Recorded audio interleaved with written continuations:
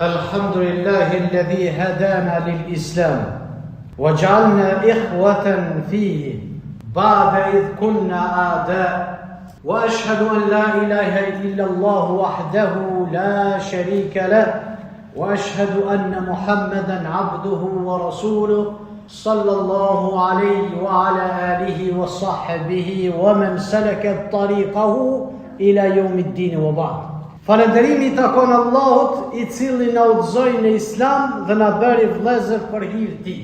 Edhe pse më parë ishim armiq, dëshmoj se nuk ka të adhuruar të drejtë adhurimi përveç Allahut, një I pashoq dhe dëshmoj se Muhamedi sallallahu alaihi wasallam është rob dhe I dërguar I Tij. Sallallahu alaihi wa ala alihi wa sahbihi ajma'in. Të nderuar vëllezër, me vullnetin e Zotit do flas për vllazërinë në Islam dhe për çarjet e muslimanëve sot. Allahu I Madhreshëm thot: "Innamal mu'minuna ikhwa." Vërtet dhe s'ka dyshim, besimtarët e vërtet janë vëllezër. Që I bie që besimtarët jo të vërtet nuk janë vëllezër. Ky ajet prek zemrat e besimtarëve. Allahu nuk tha shok, apo nuk tha të afër, Allahu nuk tha fshi, po tha ikhwa, vëllezër. Një lidhje që ka përcen kohën dhe hapësirën, që nuk thyet nga gjaku, pasuria apo pozita. Nëse nuk e ndjem dhimbjen e vllaut, ose nuk gëzohem në lumturinë e tij, a thua vallë, do të jetë I kënaqur Zoti, apo këto ajete kuranore do të vinë shprehje për këtë që u tha më herët. Vllazëria në Islam është dhuratë e Allahut. Kush e humb e ka humb mëshirën e Tij. Vllazëria në Islam është dhuratë e Zotit. Kush e humb e ka humb mëshirën e Allahut. Profeti sallallahu alaihi wasallam ka thonë: "El-muslim akhul muslim, la yadhlimuhu wa la yakhdhiluhu wala yahqiruhu." Muslimani vllai muslimanit nuk I ban padrejtësi, nuk e praktis dhe nuk e përçmon dhe nuk mahitet me të, nuk e përçmon. Ky hadith na mëson se vllazëria nuk është vetëm fjalë, po përgjegjësi e madhe. Të mos I bësh padrejtësi vëllaut, mos e zhlesh vetëm dhe mos e përçmo, mos e nënçmo. Vetëm kështu ndërtohet një ummet I fortë dhe I mëshirshëm.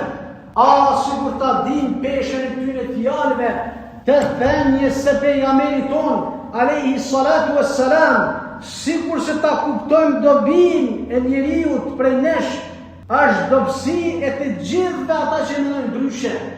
Dhimbja e muslimani është dhimbja e ummetit. Po ku gjendja jonë sot o vëllezër të besimit? Po sot a jemi vëllezër, po sot a jemi të bashkuar, po sot a jemi si një trup I vetëm. Qysh ka thonë pejgamberi sallallahu alaihi wasallam, nëse ndin një dhimbje, I tërë trupi ndin dhimbje dhe mbetet në ether dhe ankth. Ti shikojnë muslimanët rreth rrotull, muslimanët janë të përqarë, muslimanët në grupe, muslimanët janë të ndarë në parti. Kanë shumë parti muslimanët, të coptuar në mendime, të coptuar në media, duke e urry dhe nënçmu njëri tjetrin për çështjet e dunjas, duke e urry, duke e përqesh, duke e nënçmu, duke e bullizu dhe duke thosh çdo gjë për një tjetrin për çështjet e kësaj bote. Ndërkohë që gjaku I muslimanëve derdhet, sa lirë shitet sot gjaku I muslimanëve. Shërme më të spikatur për me ditë ku është ky ummet, 2 miliardë e 200 milionë musliman, pasqyrën e kanë Gaza. E sheh se çfarë derexhe muslimanët sot janë. Ndërkohë gjaku I tyre derdhet, nderi I tyre shkelet dhe pasuria e tyre grabitet dhe toka e tyre vidhet. Ndërka Omeri radiallahu anhu pikrish për këto vende ka thonë: "Një gomar në Sham në Sevuar ka me dhonë llogari para Allahut te bareke ve taala." Allahu na paralelmon dhe na thot: ولا تكونوا كالذين تفرقوا واختلفوا من بعد ما جاءهم البينات. Mos u bani si ata që u përçan dhe u kundërshtuan pas u erdh argumenti. Mos u bani si ta, të cilët u përçan, të cilët u përçmuan, të cilët u nënçmuan pas u erdhën argumentet e Zotit. Ky ajet na kujton se përçarja pas vërtetës është shkatrim. Përçarja pas hakut, pas Kur'anit dhe Sunetit është shkatrim. Popujt para nesh u shkatruan nga ndarja e tyre, nga përçarjet popujt tjerë u shkatruan dhe i merituan dënimin e Zotit. Ne rrezikojmë të pasojmë të njëjtën fat, e nëse e lejmë pas dorë Kur'anit dhe Sunetit, çysh e kanë kuptuar salafus salih. Kemi rrezikuar qendrit tonë këtë tokë. Forca e umetit është vetëm në unitet dhe kthimi tek Allahu Azza wa Jalla. Profeti sallallahu alaihi wasallam ka thonë: "Wala tafarraqu fa innama halaka man kana qablikum tafarraquhum."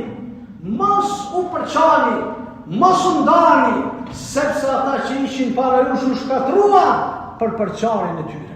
U shkatruan për shkak përçarjeve të tyre. Përçarja nuk është vetëm dobësi, është rrugë e shkatërimit.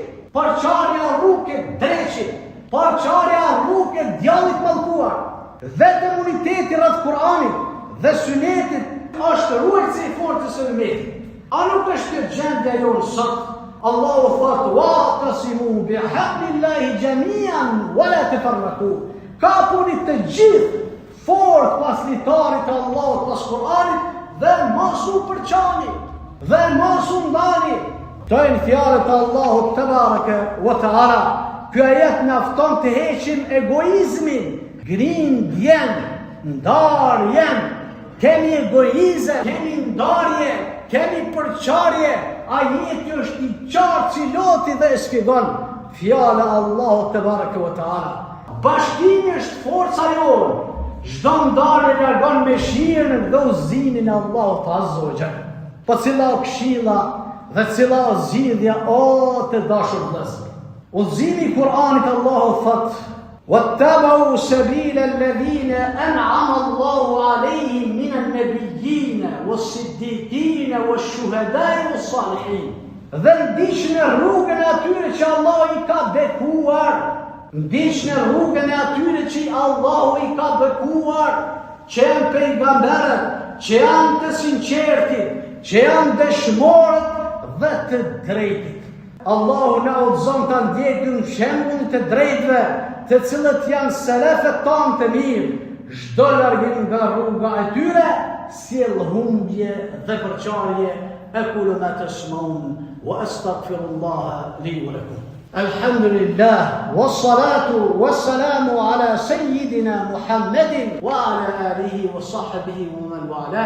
E falenderojmë Allahun, salat e selame i dërgojmë pejgamberit ton alayhi salatu wassalam. Zgjidhja dhe shembulli i pejgamberit ton alayhi salatu wassalam, pejgamberi ka thonë: "Khayra ummati aqwam yalzimuna sunnati wa yuqimuna as-salat." Me i mirë i umetim është ai që qëndron mbi sunetin dhe kryen adhurimin siç është namazi.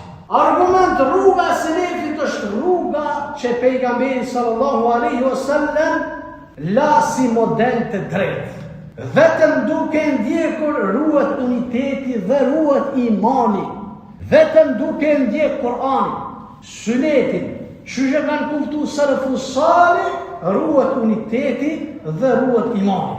E treta është rruga e selefit, mjekimi i kësaj plage që ka marrë një plagë të thellë ummeti islam, e sidomos në këtë shekullin e fundit, e sidomos këto 3 vitet e fundit, mjekimi i kësaj plage nuk është në ideologji e huaj, por kthim Kur'an në sunet dhe në rrugën e selefit të drejtë.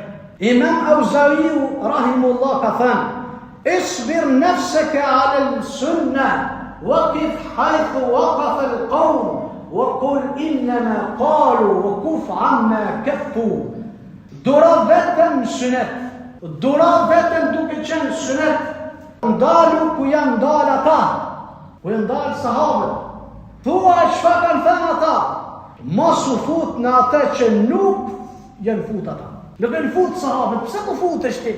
Kush je ti? E kush jam unë? E kush jeni ne?